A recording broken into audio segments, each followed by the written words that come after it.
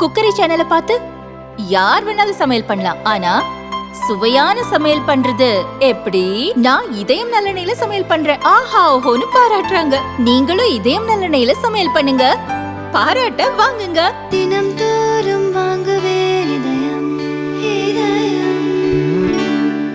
இந்த சிந்தனை அமர்வு அல்லது சிந்தனை கூட்டம் என்பது பாரதிய ஜனதா கட்சியில் வழக்கமானது. ஆண்டுக்கு ஒரு முறை அல்லது எப்பப்பெல்லாம் தேவையோ ஒரு முக்கியமான விஷயங்களை பற்றி பேசுகிறப்ப எடுப்போம்.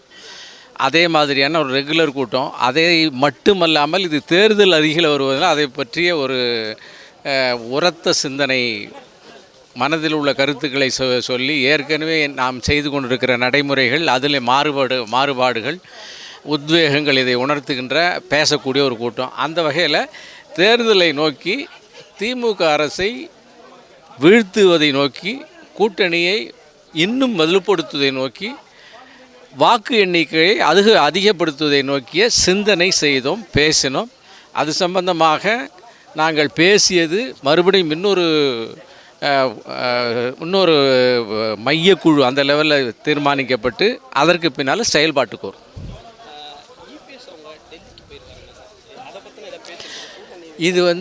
இது முழுக்க ஒரு லாங் டேர்ம் விஷன் பேசப்பட்டது. தினசரி அரசியல் நடக்கிற குறுகிய விஷயங்கள் பேசப்படலை. அதற்கான கூட்டமும் இல்லை.